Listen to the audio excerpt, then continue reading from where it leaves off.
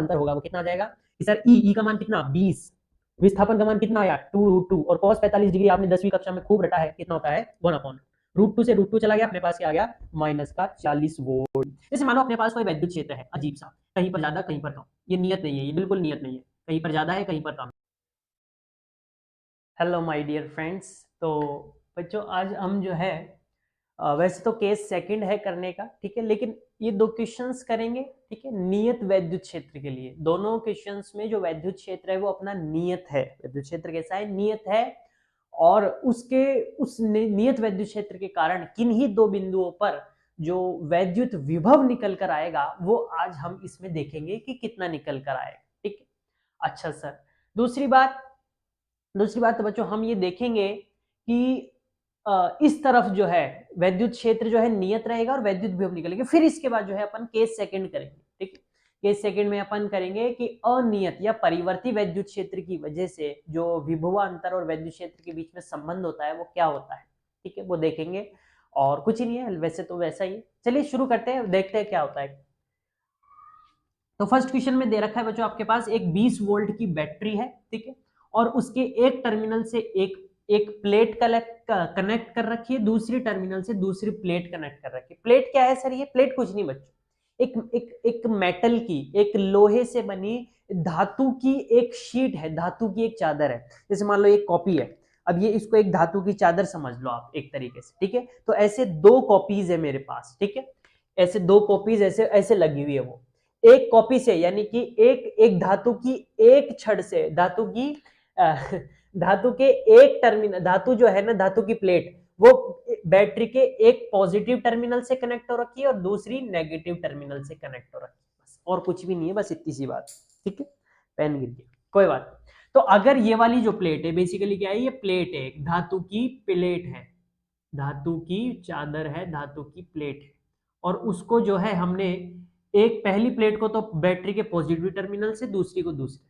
Sir इससे हुआ क्या, जो बैटरी के पॉजिटिव टर्मिनल से कनेक्टेड है बच्चों वो प्लेट पॉजिटिव चार्ज हो जाएगी। इस पूरी प्लेट पर जो है कैसा चार्ज आ जाएगा, पॉजिटिव चार्ज आ जाएगा। जो नेगेटिव टर्मिनल से कनेक्ट होगी उस पर कैसा चार्ज आ जाएगा, नेगेटिव चार्ज आ जाएगा। अच्छा सर ठीक है, ये भी एक तरीके की प्लेट है, ठीक है, ये भी एक तरीके की क्या है, प्लेट है, धातु की प्लेट। चूंकि धातु की है, चालक है, इसलिए जो है इन पर आवेश आ सकता है, तो इस पर पॉजिटिव चार्ज हो गई, ये नेगेटिव चार्ज हो गई। अब आपको पता है कि जो वैद्युत क्षेत्र होता है वो पॉजिटिव चार्ज से निकलता है और नेगेटिव चार्ज पर आकर के खत्म होता है। धनावेश तो जो है वैद्युत क्षेत्र छोड़ता है और ऋणावेश जो है वैद्युत क्षेत्र को आकर्षित करता है। तो इन दोनों के बीच में एक वैद्युत क्षेत्र बनेगा जिसका मान कितना होगा, 10 न्यूटन पर कूलम, ठीक है।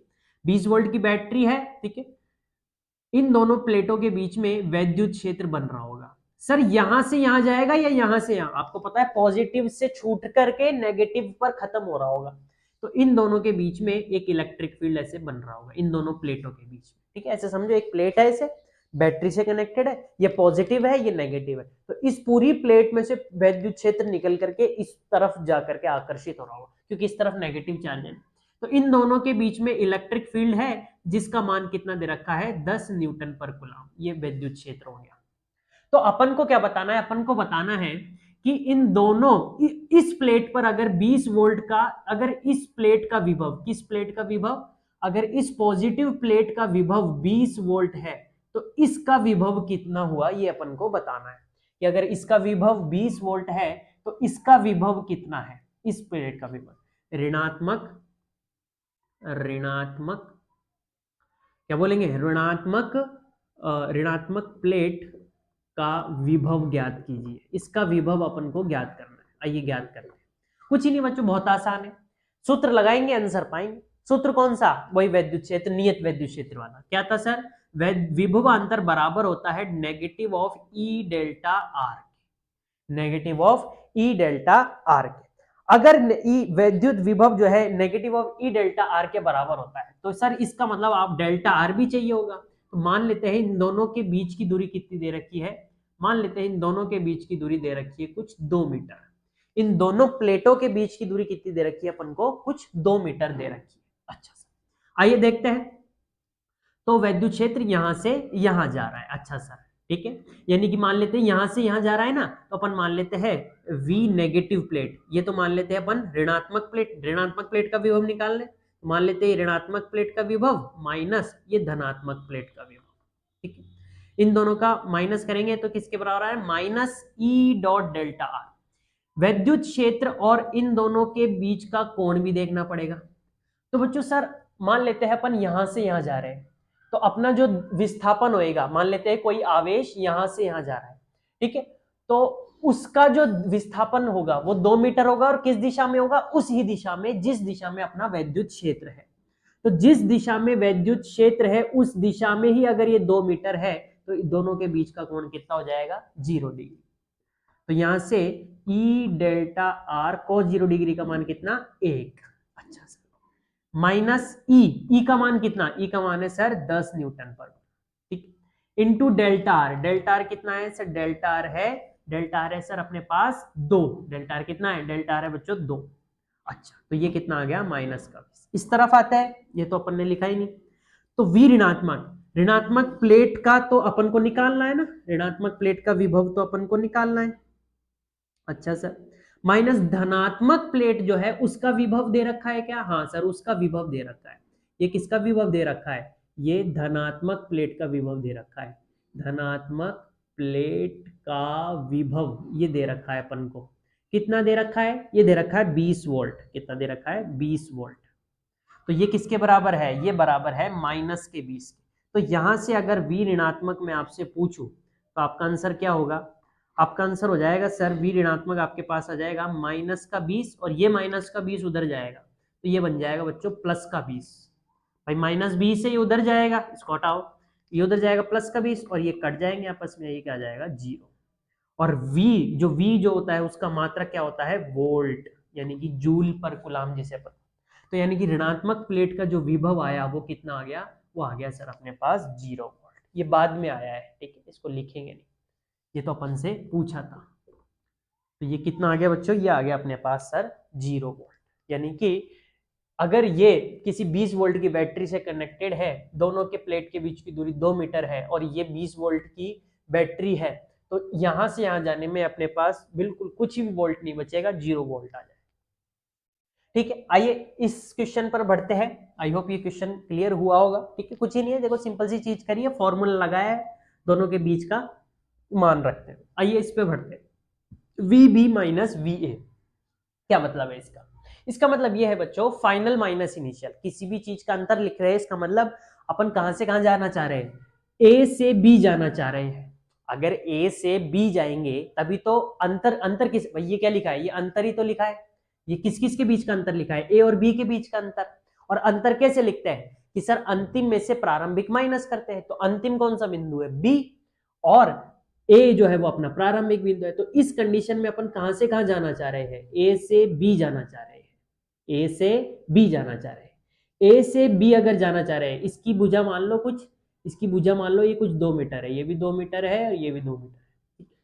ए से बी जाना चाह रहे हैं, ए से बी जाना, अपना विस्थापन किस तरफ, उस दिशा में, और वैद्युत क्षेत्र भी उस दिशा में, यानी कि दोनों के बीच का कोण 0 डिग्री।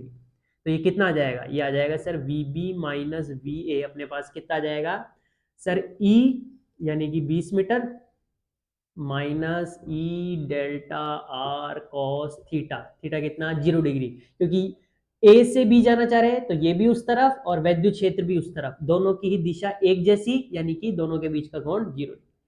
ई का मान कितना 20, विस्थापन का मान कितना 2, कितना आ गया माइनस का 40 वोल्ट। ठीक है, ये कितना आ गया, यानी कि इन दोनों के बीच का विभव यहां से यहां जाने पर कितना आएगा, यानी कि ए से बी जाने पर अपना विभव जो है वो माइनस 40 वोल्ट से जो है घट रहा है या बढ़ रहा है, जो भी आप देखो। अच्छा, इसको आप ऐसे भी कर सकते थे, कैसे सर, कि हमको पता है, निष्कर्ष निकाला था पिछले लेक्चर में। निष्कर्ष क्या था, निष्कर्ष ये था कि वैद्युत क्षेत्र की दिशा में, वैद्युत क्षेत्र की दिशा में विभव घटता है, वैद्युत क्षेत्र की दिशा में विभव घटता है। तो ए से बी जाने पर विभव क्या हो रहा है, घट रहा है, विभव क्या हो रहा है, कम हो रहा है। और कम कितना हो गया कि सर माइनस 40। यानी अगर दोनों में से एक भी बिंदु पर अगर आपको विभव दे दे तो दूसरे पर अपने आप आ जाएगा। दूसरे पर अपने आप आ जाएगा, क्योंकि उसका मान आप यहाँ पे रख दोगे, तुरंत आ जाएगा दूसरा। दूसरा आप मेरे को आप ये बताओ कि अपने पास सेकंड अगर अपन चले कहाँ से कहाँ, मान लेते हैं V A minus V D, इसमें कहाँ से कहाँ जा रहे हैं, फाइनल माइनस इनिशियल, यानी कि डी से कहाँ पे जा रहे हैं, ए पर जा रहे हैं। डी से कहाँ पे जा रहे हैं, ए पर जा रहे हैं, यानी कि उस तरफ जा रहे हैं, ऊपर की तरफ जा रहे हैं। तो सर यहाँ पे विस्थापन सदिश है ऊपर की तरफ और वैद्युत क्षेत्र है इस तरफ। विस्थापन सदिश है ऊपर की तरफ डेल्टा आर और वैद्युत क्षेत्र है इस तरफ। सर इन दोनों के बीच का कोण कितना हो गया, इन दोनों के बीच का कोण तो सर अब की बार 90 डिग्री हो गया। तो यहाँ पर अगर अपन इन दोनों के बीच का अगर विभवांतर निकालेंगे फॉर्मूले में, तो उसमें cos थीटा की जगह cos 90 डिग्री रखेंगे और cos 90 डिग्री का मान आपको पता है कितना होता है, 0। तो यानी कि इन दोनों बिंदुओं के बीच में कोई विभवांतर हुआ ही नहीं, यानी कि इन दोनों बिंदुओं पर विभव का मान कैसा है, समान है। इसको उधर भेज दो तो प्लस का हो जाएगा वी ए बराबर, यानी कि इन दोनों बिंदुओं पर विभव जो है वो कैसा है, एक समान है, बराबर है। दोनों बिंदुओं पर विभव जो है बराबर है। ए बिंदु पर जो विभव है वही डी बिंदु पर भी विभव है। क्यों, क्योंकि आपके सामने है सब चीज, ऊपर गए तो कुछ चेंज ही नहीं हुआ, क्योंकि मैंने आपको बोला था, निष्कर्ष याद करो, वैद्युत क्षेत्र की दिशा में जाने पर विभव घटता है। डी से ए जब जा रहे हैं तो वैद्युत क्षेत्र की दिशा में थोड़ा ना जा रहे हैं, वैद्युत क्षेत्र के विपरीत जा रहे हैं। डी से ए जाने पर वैद्युत क्षेत्र का मान एक ही है, वैद्युत क्षेत्र घट बढ़ ही नहीं रहा। अरे देखो ना, वैद्युत क्षेत्र इस दिशा में जा रहा है, अरे यार वैद्युत क्षेत्र इस दिशा में जा रहा है, लेकिन अब तो अपन तो वैद्युत क्षेत्र के परपेंडिकुलर दिशा में जा रहे हैं, लंबवत दिशा में जा रहे हैं, वैद्युत क्षेत्र की दिशा में जा रहे हैं। वैद्युत क्षेत्र की दिशा में जाते तो घटता या विपरीत जाते तो बढ़ता, मतलब वैद्युत क्षेत्र की दिशा में जाएंगे तो घटता है और विपरीत जाएंगे तो बढ़ता है। ये लेकिन यहाँ तो अपन ना वैद्युत क्षेत्र की दिशा में जा रहे हैं ना उसके विपरीत जा रहे हैं, लंबवत जा रहे हैं। लंबवत जा रहे तो फिर कुछ ही चेंज नहीं आएगा, आपका विभवांतर 0 हो जाएगा। विद्युत विभव ना घटेगा ना बढ़ेगा, कुछ ही नहीं होएगा, एक जैसा का एक जैसा रहेगा। जो यहाँ पर होगा वो वहीं पर होगा, वो ऊपर होगा कहीं पर। ठीक, अब आप मुझे बताओ कि अगर मैं कहां से कहां जाऊं, अगर मैं जाऊं, थर्ड क्वेश्चन है आपके पास कि अगर मैं V C minus V A आपसे पूछूं तो क्या आएगा, V C minus V A, ध्यान से समझना, V C minus V A, यानी कि अगर ये आपके पास ये बॉक्स है, ये भी 2 मीटर ये भी 2 मीटर, तो ये है आपके पास सी, ये है आपके पास फाइनल माइनस इनिशियल। इनिशियल क्या है ए और फाइनल क्या है सी, यानी ए से कहां जा रहे हैं सी, यानी कि अपने पास जो वो है विस्थापन सदिश है उसकी दिशा कहां है, उसकी दिशा है ये है अपने पास डेल्टा। और अपने पास जो वैद्युत क्षेत्र था वो किस दिशा में था, वो था सर इस दिशा में, वो था सर इस दिशा में।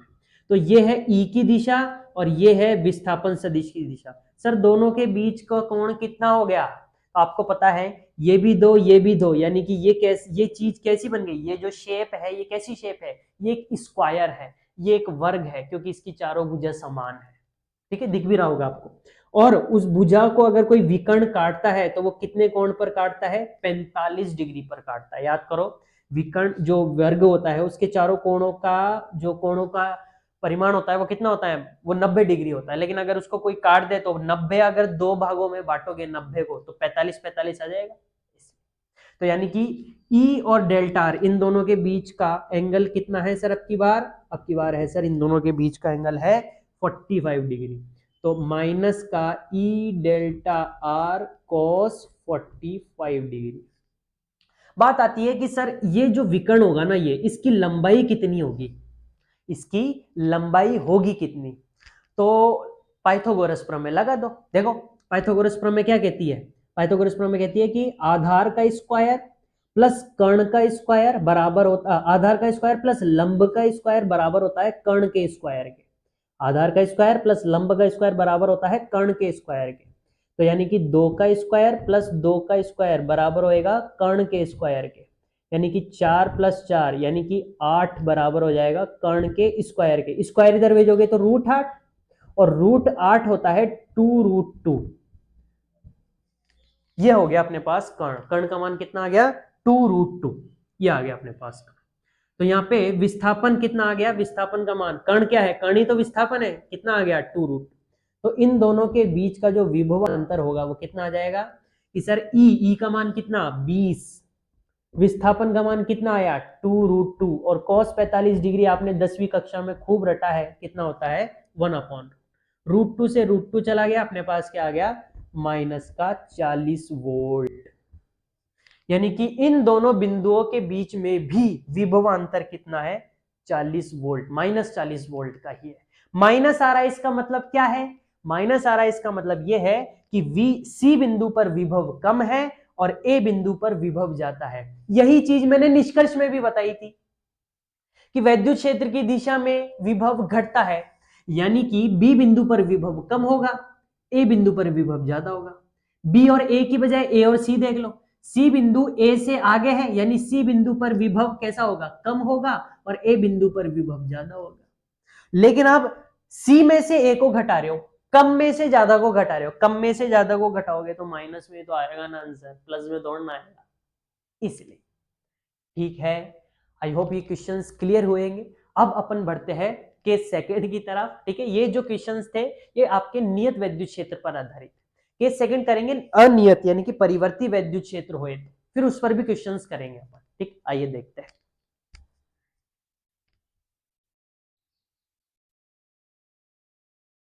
आइए अब देखते हैं, जब नियत परिवर्ती वैद्युत क्षेत्र हो तो उस केस में क्या अपने पास दोनों के बीच में संबंध आता है। सर अनियत या परिवर्ती वैद्युत क्षेत्र कैसी होती है? सर ऐसी वैद्युत क्षेत्र कि कहीं पर वो ज्यादा हो, कहीं पर वो कम हो, या दूरी के साथ बदलता हुआ वैद्युत क्षेत्र, समय के साथ बदलता हुआ वैद्युत क्षेत्र, किसी भी हिसाब से बदले, बदलता हुआ होना चाहिए, किसी भी हिसाब से परिवर्तन करे, परिवर्ती होना चाहिए। उस कंडीशन में वो ऐसे वैद्युत क्षेत्र अगर होगा तो उस समय जो है वैद्युत विभव और वैद्युत क्षेत्र के बीच में क्या संबंध आएगा? कुछ ही नहीं होगा, सेम चीज है और कुछ भी नहीं। जैसे मान लो अपने पास कोई वैद्युत क्षेत्र है अजीब सा, कहीं पर ज्यादा कहीं पर कम, ये नियत नहीं है, ये बिल्कुल नियत नहीं है, कहीं पर ज्यादा है कहीं पर कम है, ऐसे अजीब सा वैद्युत क्षेत्र। ठीक है, ऐसे है ना, देखो अजीब सा वैद्युत क्षेत्र।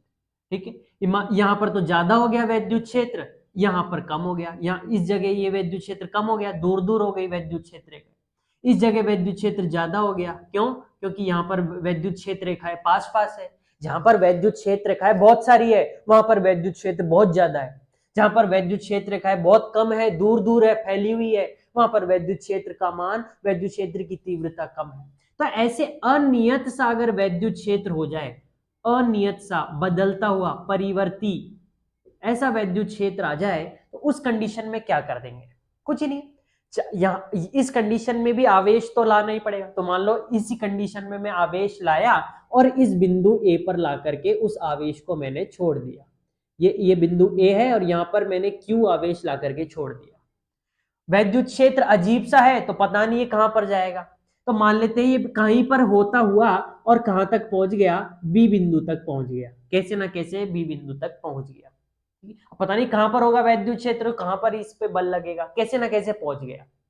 तो कैसा भी रास्ता ट्रेवल करा, जैसे मान ले कैसा भी रास्ता इसने ट्रेवल करा, अपन को मतलब नहीं है उसने कैसा भी रास्ता ट्रेवल करा, अपन क्या मानेंगे? क्योंकि अपन को चूंकि अपन को फिक्स रास्ता नहीं मालूम, हो सकता है सीधा सीधा आ गया हो सकता है इधर उधर घूम करके यहां पर आए हो, अपन को रास्ता नहीं पता। तो इसलिए अपन क्या करते हैं, चूंकि अपन को रास्ता नहीं पता इसलिए अपन इसके रास्ते के बहुत अति सूक्ष्म भाग कर लेते हैं कि साहब ये यहां तक पहुंचा बी तक, लेकिन डेल्टा आर, सीधा सीधा डेल्टा आर नहीं पहुंचा, ये बहुत छोटे छोटे D R D R D R, बहुत छोटे छोटे डी आर दूरी तय करता हुआ बी तक आया है।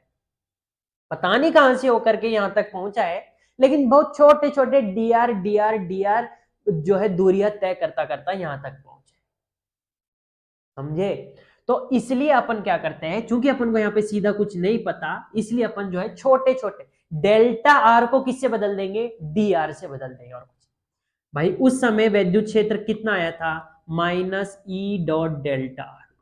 लेकिन यहाँ पे डेल्टा आर, यहाँ पे परिवर्तन नहीं पता, यहाँ पे बहुत छोटे छोटे परिवर्तन हो रहे हैं, बहुत छोटी छोटी दूरी के लिए परिवर्तन हो रहे हैं, इसलिए डेल्टा आर की वजह डी आर, यहाँ पे जो है डेल्टा जो है वो डी से परिवर्तन हो जाएगा, बस और कुछ नहीं।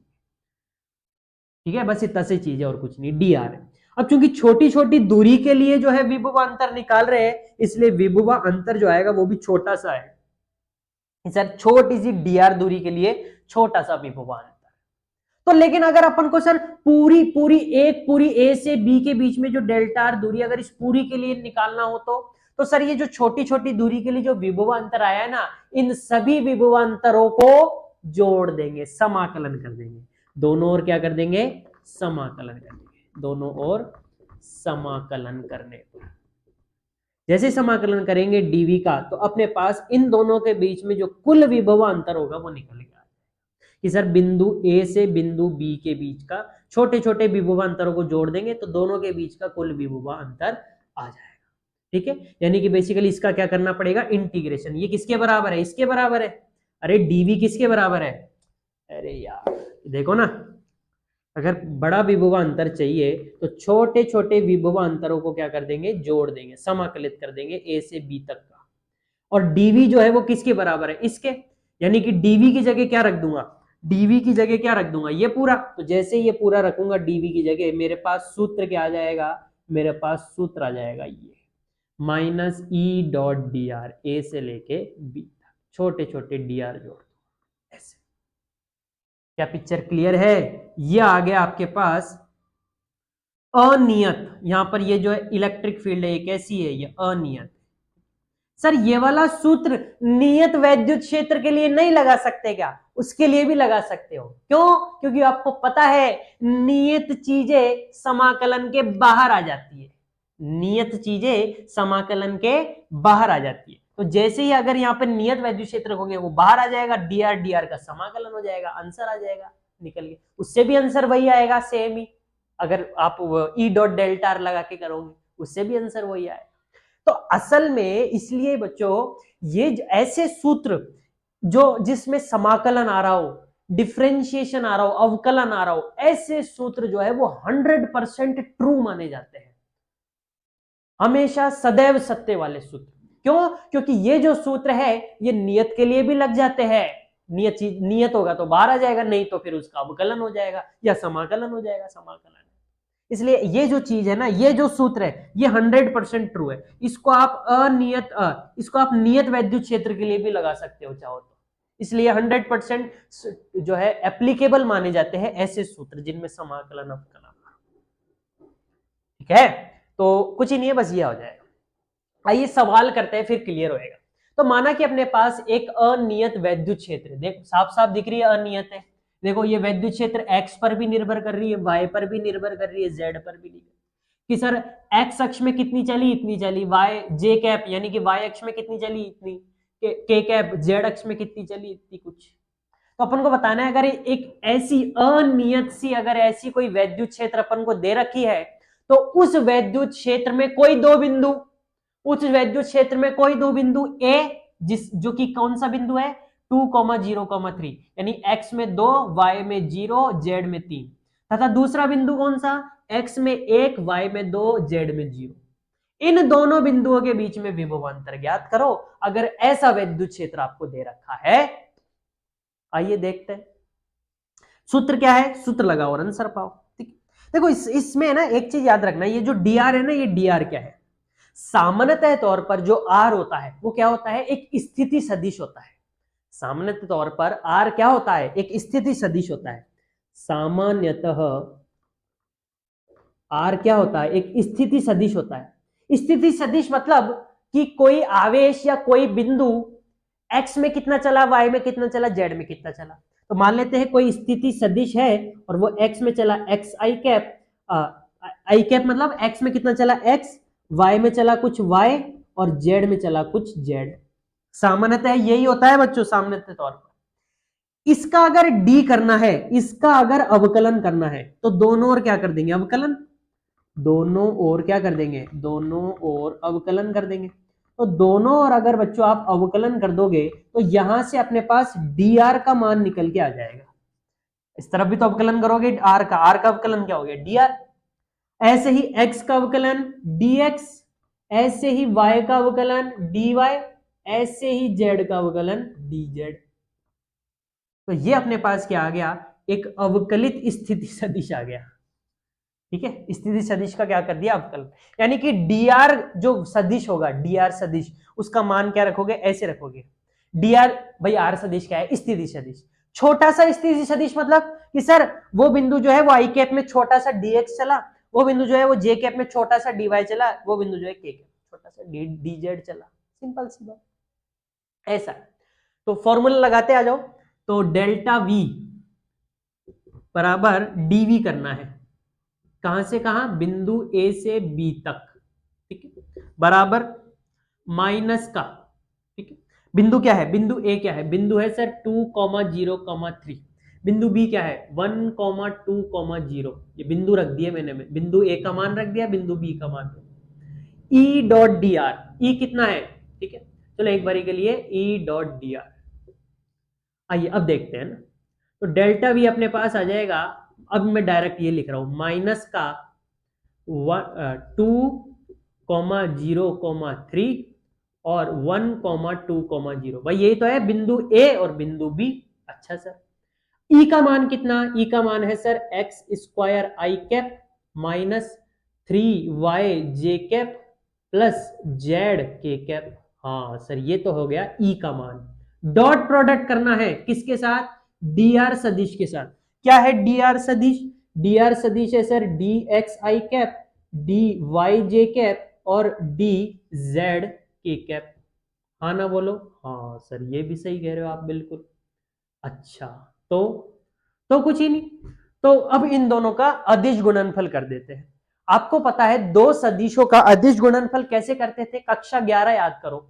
अगर दो सदिश मेरे को इस हिसाब से दे रखे हैं, एक्स आई कैप जे कैप के कैप में दो सदिश अगर इस हिसाब से दे रखे हैं, तो उनका अदिश गुणनफल कैसे करते थे सर, उनका अदिश गुणनफल कैसे करते थे, आई कैप को आई कैप वाले के साथ गुणा कर देते थे, प्लस जे कैप को जे कैप वाले के साथ गुणा कर देते थे, प्लस जेड कैप को के कैप के साथ वाले के साथ गुणा करते थे, प्लस लगा लगा के 11वीं कक्षा में करते थे ऐसे। तो यहां पर भी ऐसे करेंगे, नियम तो ना चेंज हो जाएंगे, यहां पर भी ऐसे करेंगे।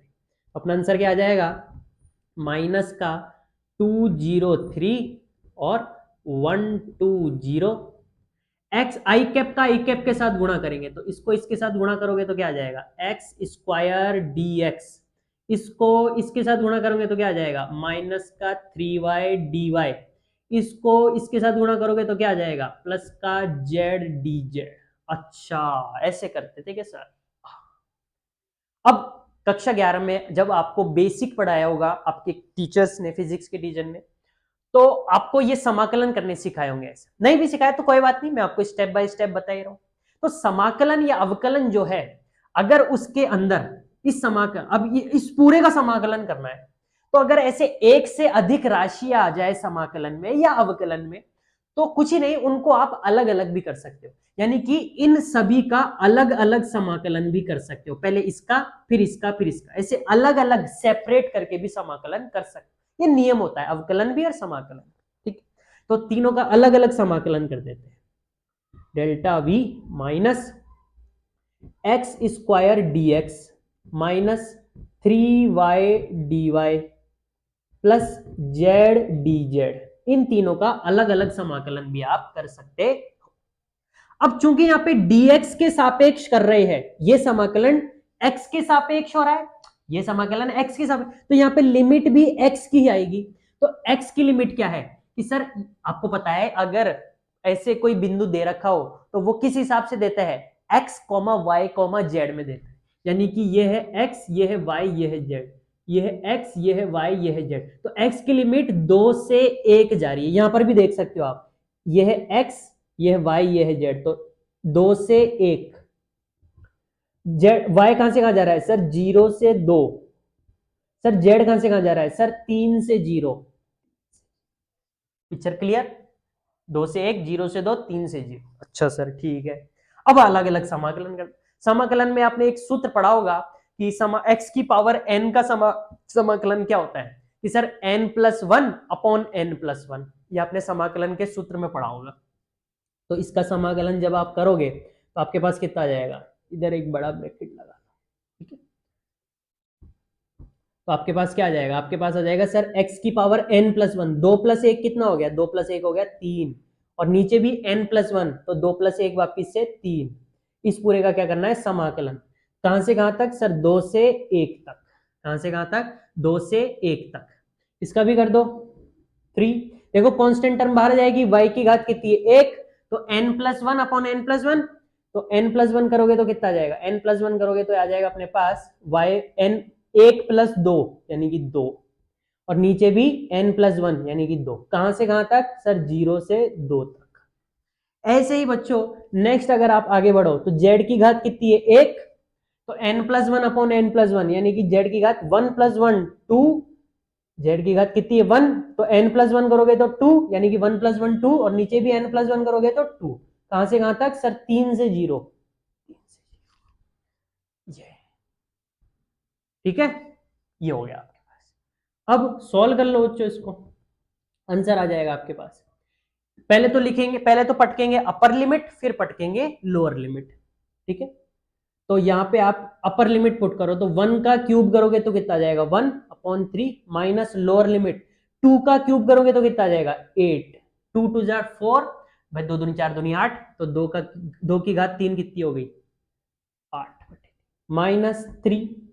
Upper limit minus lower limit, ऊपर वाली लिमिट पटकते हैं फिर नीचे वाली लिमिट पटकते हैं।